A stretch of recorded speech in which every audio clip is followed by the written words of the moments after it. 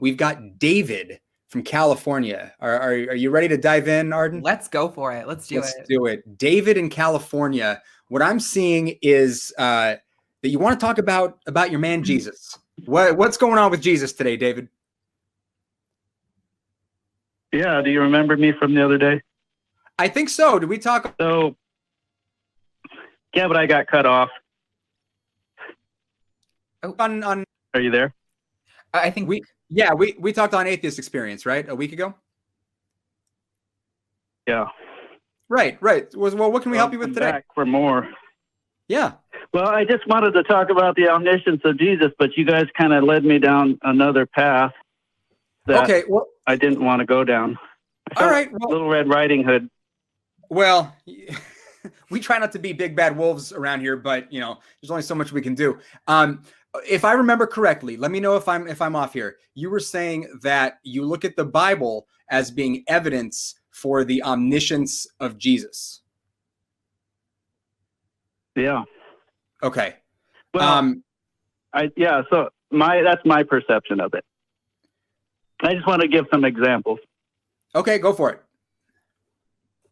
Well, I know. Maybe I have to declare what I consider evidence first. I don't know. That could be helpful. Yeah. Okay. Well, I know that you say that the Bible is not evidence, but I don't know how you decide exactly what evidence is, because there's pagan history, there's biblical history.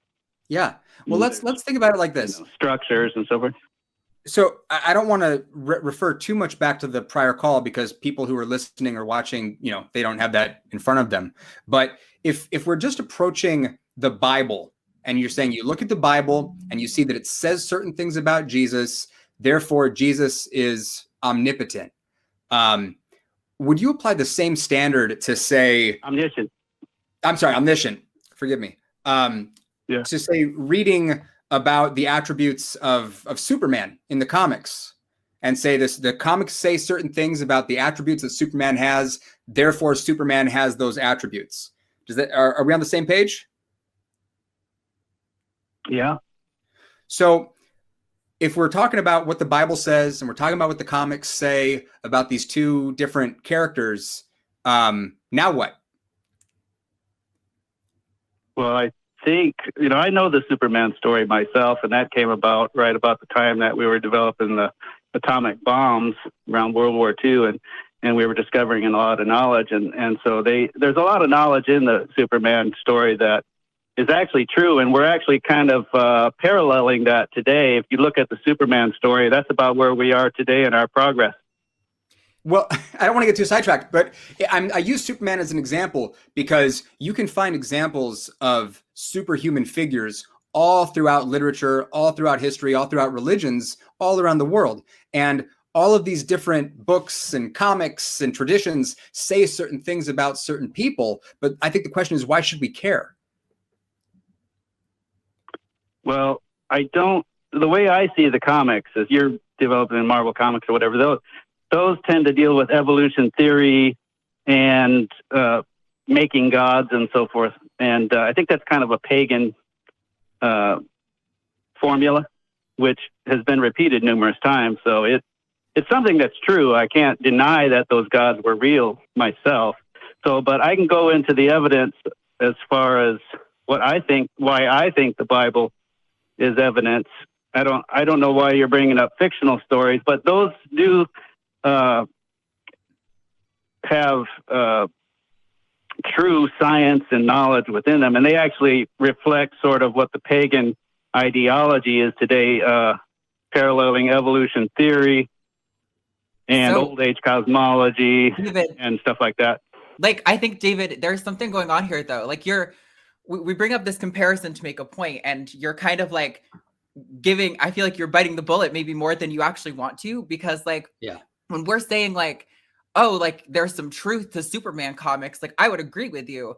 If you were to say there's some truth to be found in the story of Jesus, you probably could find an example that I would agree with you on. But I think that's not actually your claim. Your claim isn't that when you read the Bible, the story of Jesus, there might be something valuable there, or even a aspect of truth that you could apply to your life. your claim is that Jesus exists and is the Son of God, right? So that's a very different claim from like when I read Superman, I'm thinking about like how the development of the atomic bomb and like the amazing things that science and like human ingenuity can lead to. So like, can we get a little deeper? It's the Superman. Yeah, the Superman story is true to a degree, and that's the pattern that you want to follow. So it's not, that's what you deem is true. That's the Superman model is what you deem is true. But I don't think I'm Superman is actually real. Yeah. I don't think that Jesus actually, yeah. Well, yeah. Yeah, you do. You do think Superman is real. You think Superman is real because I didn't know you could read my mind. That's really impressive. The Superman story follows the pattern of modern man's idea of space exploration, conquering the cosmos in the name of Carell or whatever his name is. I don't know. It also has X-ray vision and the ability to fly into the sun. Yeah. And there are specific claims about Superman. Superman works in a city called Metropolis for a newspaper. We can look at the claims that the Superman comics make and know that Superman is not a real person. Yeah, but according to you guys, evolution produces Superman, and that's what the Nazis thought. David, how do we go from Jesus? The Bible says Jesus is omniscient to Superman is real to evolution to Nazis. What is the point that you're trying to make with your call? What do you want to tell us about Jesus? Well, I'm trying to tell you why I think the Bible is evidence, but you're dragging me down another trail again, like Little Red Riding. Whoa. Hold on. We did not go down the trail of saying that Superman is real. You're the one who brought us there. It was just an example. Yeah, it's an analogy, my friend. But okay, I realize it's a fictional story, but it does comprise a lot of truth in it. So I don't deny all the past gods. That's something you do. I don't deny those. Well, okay, so if we're going to talk about Jesus, all right, and the evidence for Jesus, go ahead and make your case. Well, I was just going to say why I think the Bible is evidence in the first place, and then I was going to give some examples why I thought Jesus was omniscient real quick. So the Bible was written by the Jews, for the Jews, right? And it was written over, a few centuries, anyways, over several centuries. And so it goes all the way back 3,500 years. And the Jews, this is what their life revolved around. It totally revolved around the scriptures. They studied the scriptures daily. They copied the books all the time. They, lived their lives by it. And everything was governed by the law, everything from human rights to animal rights to, their codes, their civil codes and their penal systems and even their giving to humanity. You've told us now that you've got a book that is very old and that was especially significant to a group of people.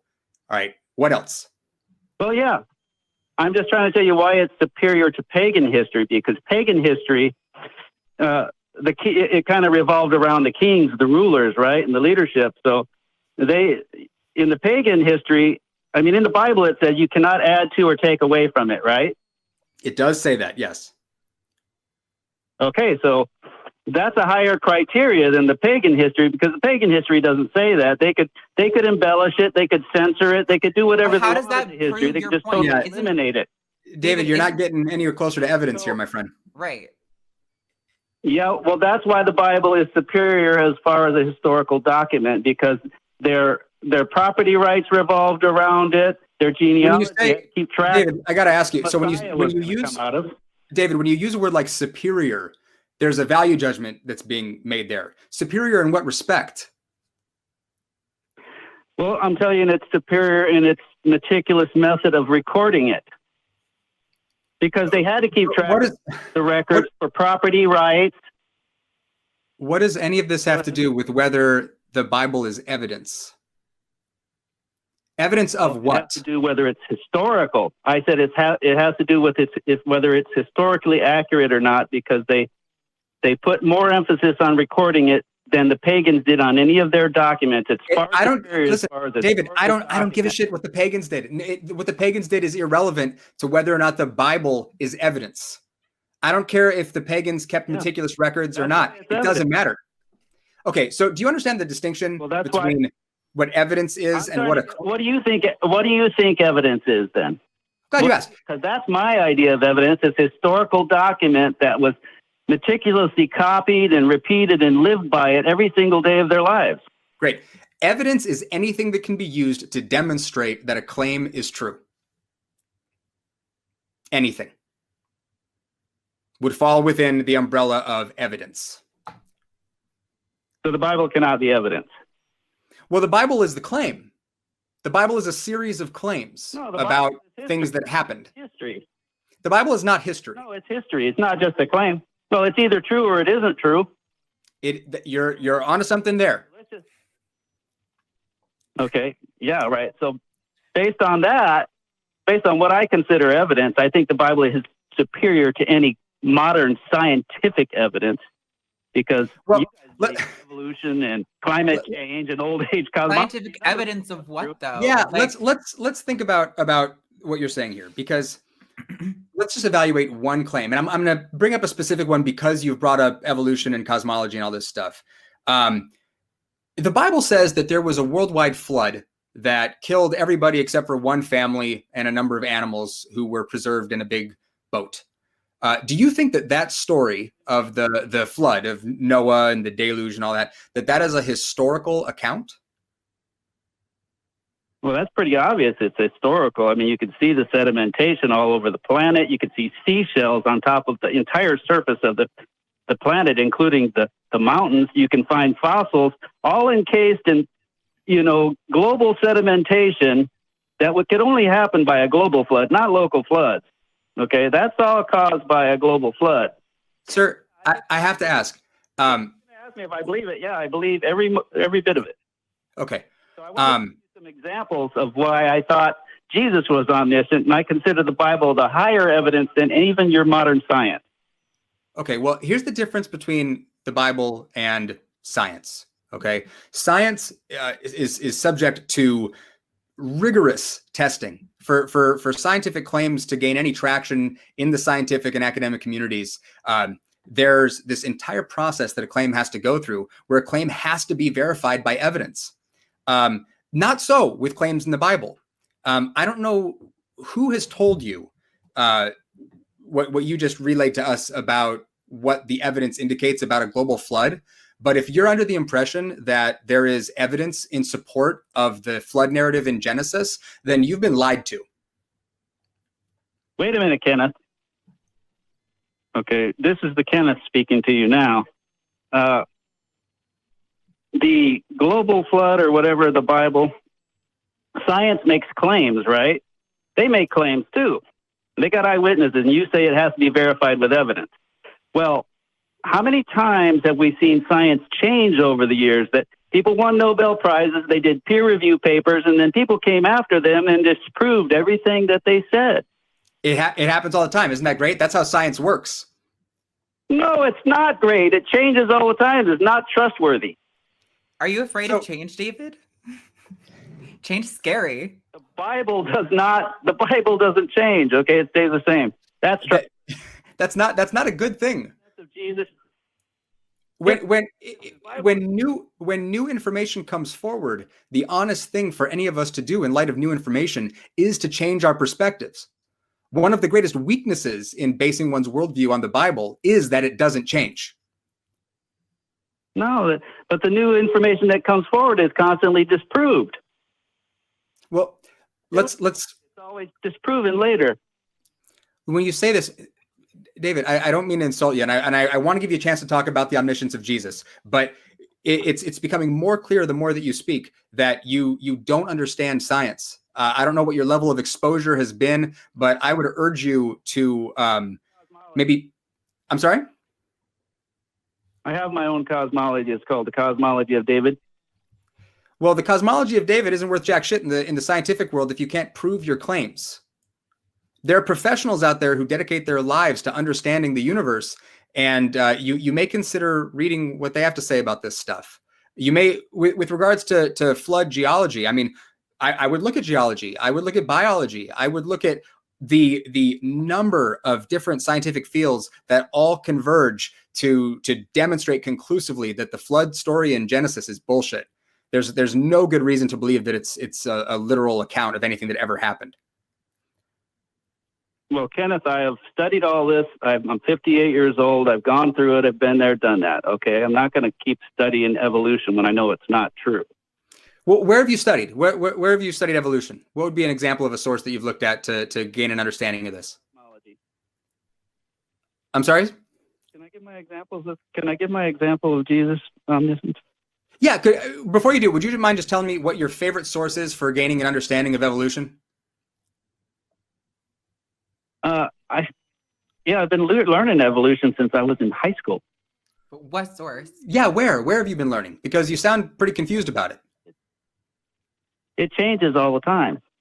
It doesn't.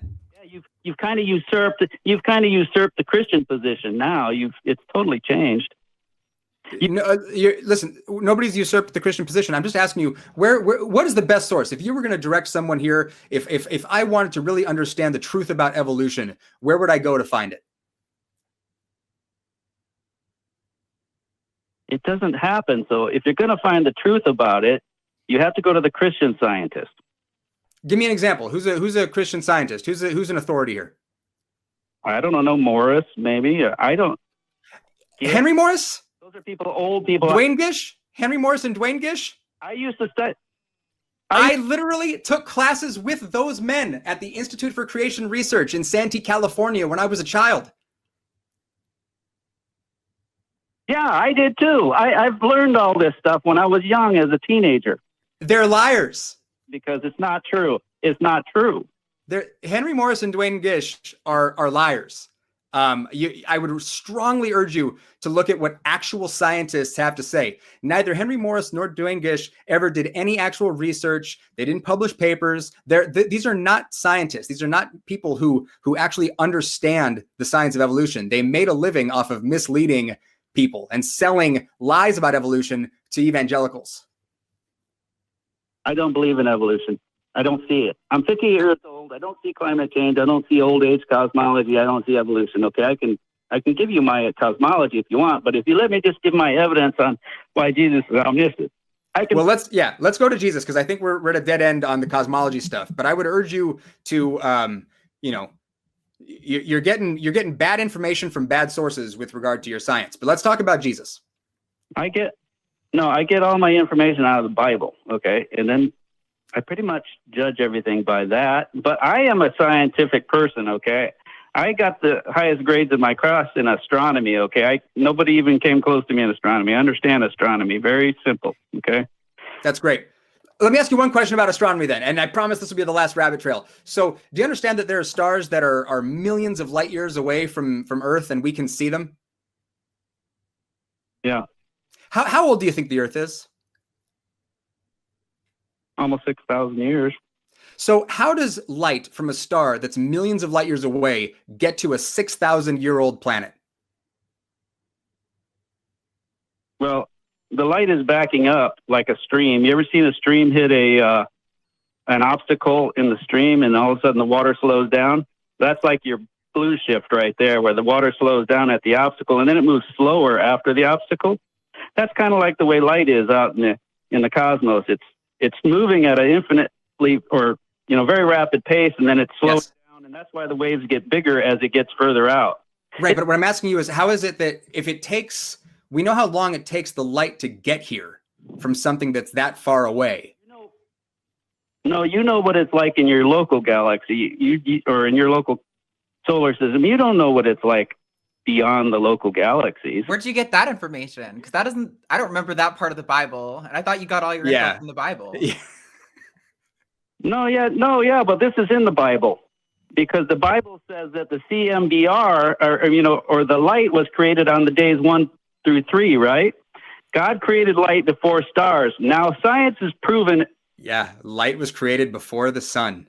That's right. Light came before the sun, because the CMBR is light, and that was the visible light on days 1 to 3. So you cannot say that the Bible is not accurate. Oh boy. All right, David, we could spend all day on this, but let's hear about the omniscience of Jesus. We've got a book that says Jesus was omniscient. Oh, Yeah. So, like, have you said you used to be Christian. Did you ever give a sermon? I did. Okay, he's back. Good. I did. I've given sermons. Yes. I've preached. Okay. So me too. I've given a few. So when you do your sermons, you normally like write notes, right? Yes.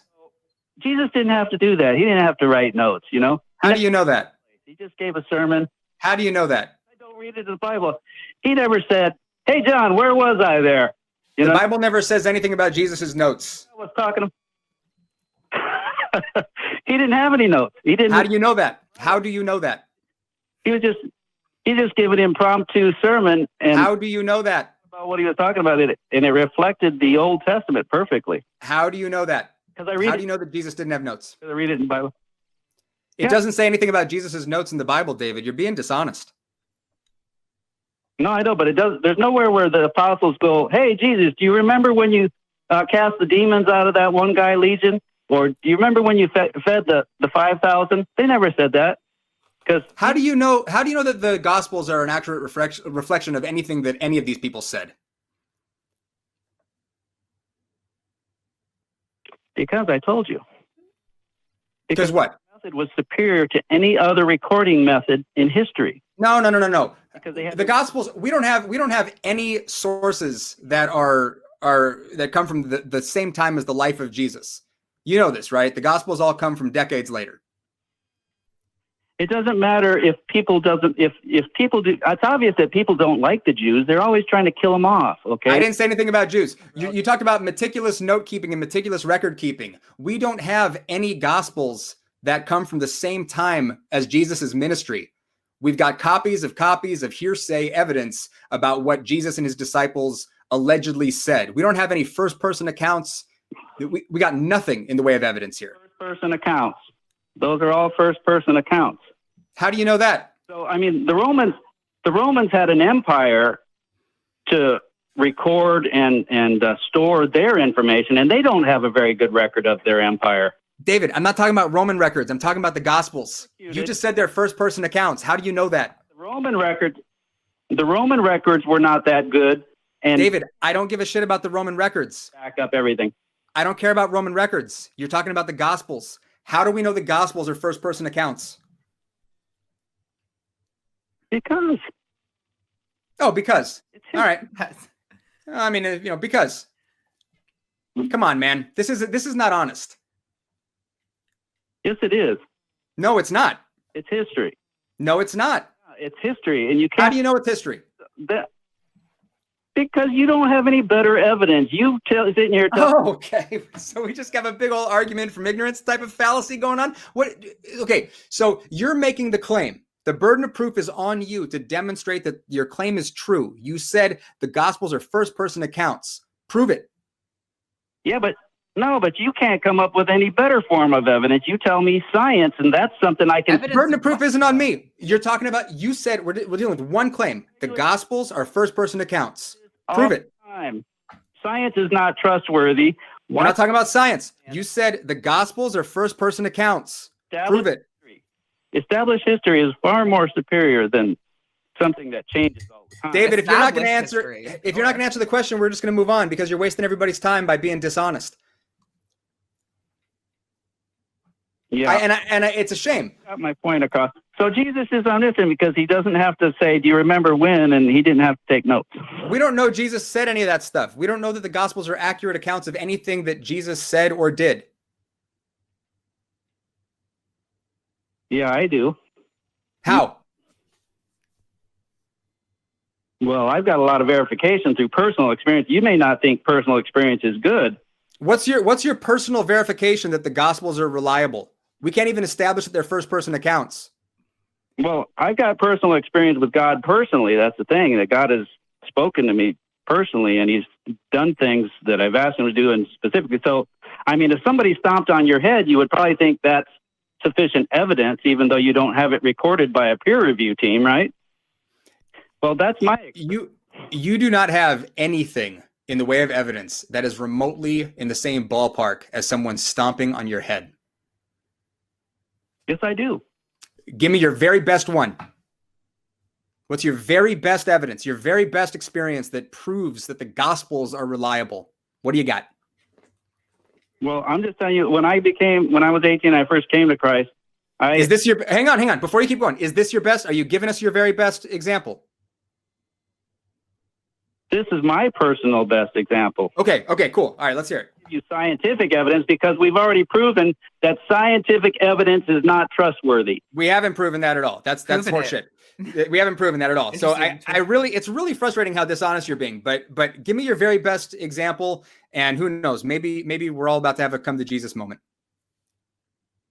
Well, I'm just telling you what happened to me. I didn't. Let's hear it. And then and all of a sudden, I started hearing about Jesus, but I didn't know anything about God until I was 18. I didn't know anything about God or science or philosophy or any of that stuff. So I was like a blank slate. So God started me because people started saying things to me. But when I called out to God, I said, God, help me, because I was ready to commit suicide. Okay. My brother committed suicide. And when I said that, I didn't even have the words out of my mouth. The phone was ringing. And my dad's on the phone, and he's saying, son, I want to help you get your life together. Okay? That's pretty solid evidence for me. So you have no knowledge of God and you prayed? How does that work? That doesn't make any sense to me. I didn't even get it out of my mouth. He was answering the prayer. He already had my dad down at the Toyota dealer getting the car and placing the call before I could even voice the prayer. So if somebody told you that if somebody told you that they called out to Allah and then the thing that they were praying for, that there was a favorable outcome in their life, would you accept that as proof of the Quran? Yeah, because I think that Allah is Satan. And so, yeah, he's going to respond to their prayer. Oh, boy. So Satan does good things? Oh, boy, David. Man. I listen, I talk to people with personal experiences all over the map. There are plenty of explanations for why your dad could be calling you at that moment that have nothing to do with divine intervention. Okay? Parents call their kids. That's a thing that happens. To jump from, I got a call from my dad while I was praying, to therefore the Gospels are reliable, that's nonsense, my friend. Yeah, but see, you want to reduce it. You want to raise, this is how you want to do it. You want to raise knowledge of God to a Gnostic position where it says that the person with the most intelligence who knows the most is most likely to know about a God through science. No, I don't. That's not my position at all, David. It says anybody can know me. God is more equal because God establishes equality by saying that anybody can know me by faith. Okay, and you can make all the claims you want about the nature of God, but if we're talking about knowledge, so with knowledge, I'm talking about a justified true belief. Okay, I want evidence for the things that I believe to be true. You may have heard other hosts on this platform say this. I want to believe as many true things and as few false things as possible, and the way to do that is to have high evidentiary standards, is to be skeptical, and to be honest, frankly, about what you're experiencing. Your standard, though. By your standard, nobody gets to heaven because apparently nobody can hit your standard. I don't know what it is. It's apparently impossible. Impossible for what? I believe lots of things, my friend. Under your David, level, everybody goes to hell because nobody is ever going to know God through science. David, this is a silly thing. We're going to move on to other callers, but I appreciate you calling in, and I hope you have a great rest of your weekend. But yeah, we were at the at the tail end of that one. Arden, thoughts? I mean, I think he reminded me of my favorite Bible verse, where it's, the disciples wanted to give God the holy notepad and pen, and he said, "No, I don't need notes." That was a good one. So, yeah.